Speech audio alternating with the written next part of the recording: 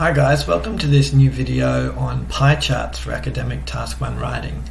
Here we go, here's an example. You might have seen this one before, it's in one of the Cambridge books.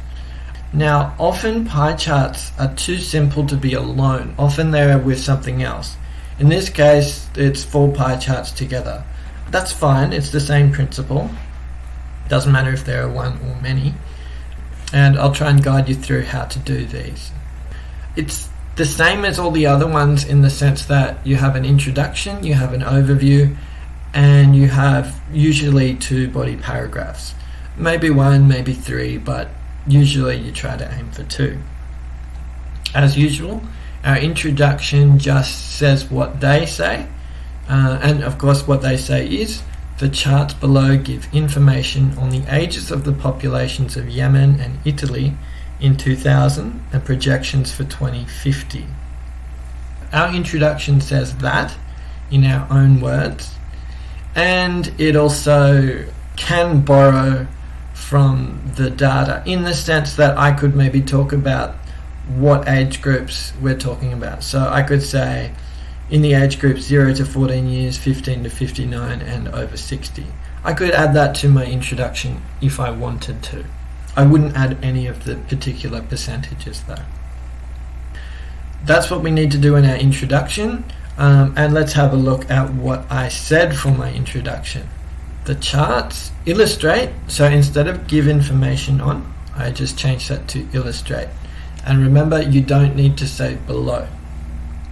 The charts illustrate the population breakdown by age group. I could have added which age groups, but I didn't in this case.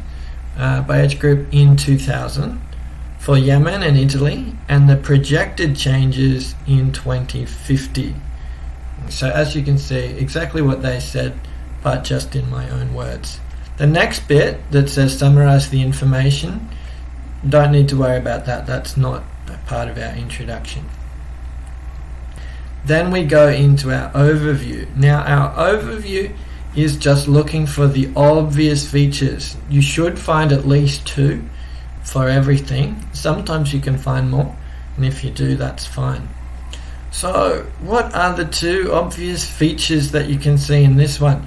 This might take like a minute in your test to, or even more, to sit down, take your time, have a look. So look with me, okay? Have a little analysis of this one and decide what are at least a couple of main features that you can see about Yemen and Italy. Let's do it together.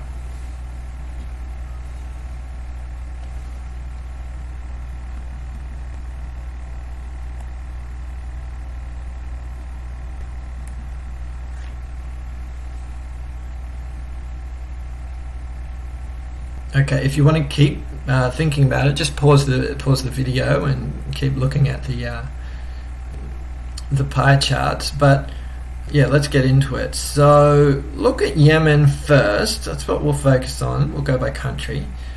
So you have 46% of 15 to 59 and 50.1% 0 to 14.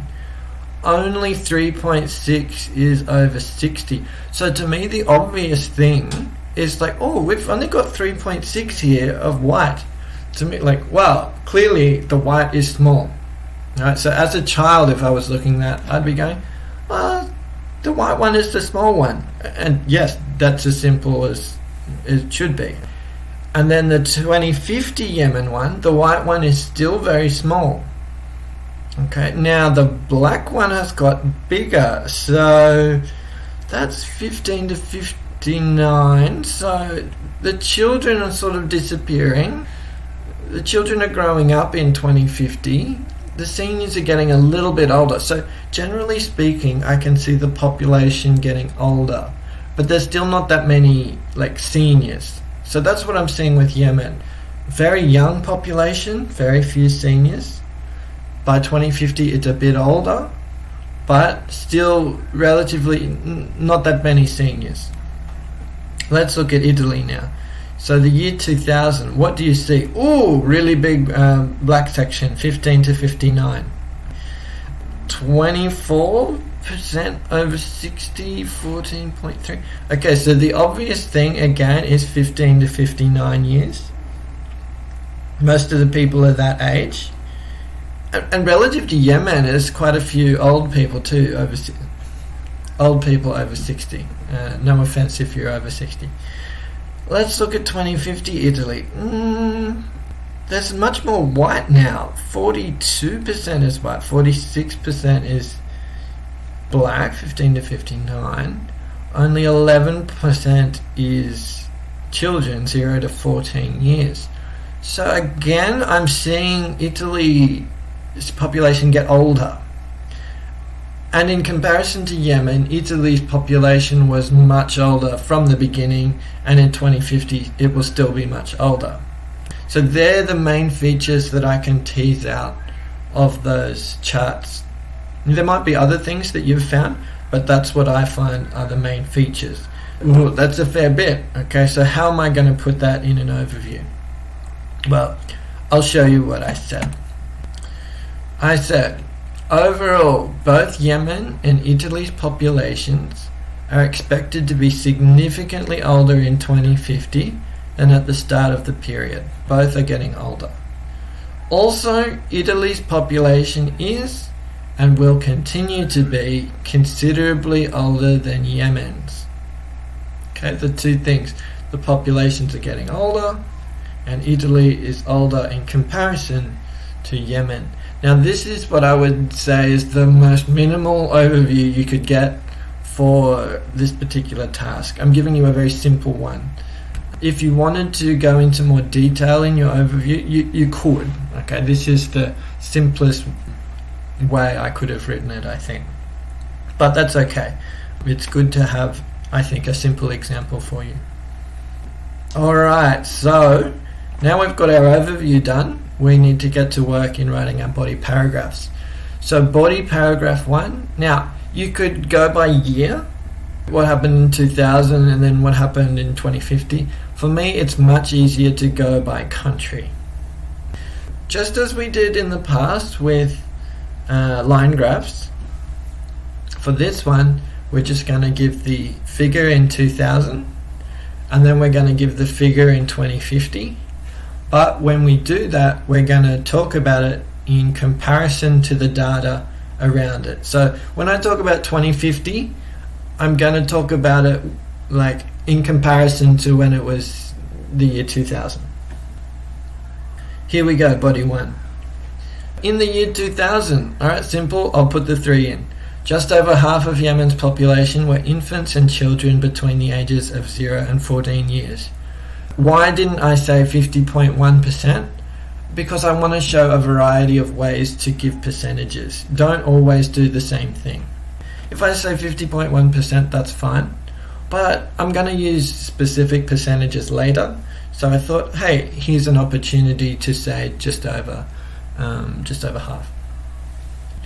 A little under half, 46.3%, consisted of 15 to 59 year olds, while only 3.6% were over 60. By the way, see how I've got 46.3% in brackets or parentheses? Don't do that too much. I set myself a limit of doing it twice in one task. So don't do it more than twice. That should not be your go-to choice. Next, projections for 2050 indicate that the youngest cohort percentage, in other words children, will decrease significantly. See, all of that is just comparison language, making comparisons where relevant. I could have just said this was the number in 2050, but no. Projections for 2050 indicate that the youngest cohort percentage will decrease significantly to exactly 37%. In contrast, there will be a moderate increase in the percentage of people between 50 and 59 and a slight rise in the overall proportion of seniors. So notice I said in contrast, showing comparison and contrast. The increase, I'm explaining that it's moderate, so again that's showing comparison and contrast. It's not about this is what it was in 2000, this is what it is in 250. This is what it was and this is what has happened and this is how it is in comparison to this number. Let's do Italy. Now it'll be the same thing. In 2000, 1, 2, 3. Okay, Italy had very different demographics to Yemen. Why did I say Italy had very different demographics to Yemen? I'm trying to show the examiner that I'm putting the data in context of the data around it. I'm putting a link between Italy and Yemen. I don't just want to have my links between the year 2000 and 2050. I do want to link Italy to Yemen as well. So that's why I've done that. Moving on, with only 14.3% between 0 and 14 years and just over 60% being 15 to 59. The biggest difference to Yemen was seen in the elderly category, with almost a quarter of Italy's population being in this cohort. So that's back in the year 2000. Almost a quarter, 24.1%. By 2050, Italy's elderly population will be almost equal to 15 to 59-year-olds. Alright, it's a fancy way of saying they're almost the same. At just over 42% and 46% respectively, while the percentage for children will fall marginally to 11.5%. Again here, talking about the fall, that's relating the year 2000 with the year 2050. So most of this, I've kept it simple. Body 1, I compared Yemen 2000 to 2050. Body 2, I compared Italy 2000 to 2050, but at the start, I said Italy had very different demographics to Yemen. So I just gave a little bit of a link between Italy and Yemen as well, just to make sure the examiner doesn't go, hey, you had Yemen completely separate from Italy. Now, this is a very simple way to write it, but in the test you don't have time to write like a textbook one with all the detailed things you could find between Italy and Yemen. There's probably more there, but that's enough. We're trying to do a real example here, not 3 hours to think about it, textbook example. So I hope you get the idea. Just give the percentages, try to use different language. Don't always use 46.3%, 3.6%, 50.1%. Use fractions, okay? A half, 2/3, just over this, just under that. Make sure the data is in relationship to each other. Make sure there is some comparison and contrast. And that's pretty much it for pie charts, okay? They're fairly straightforward. So if you need to, watch this video again, read through to see some of the specific language I've used. But the actual structure is not too difficult and very similar to all the other Task 1 academic structures that you use. I hope you enjoyed this video. We'll go to bar charts for the next video. Thanks guys.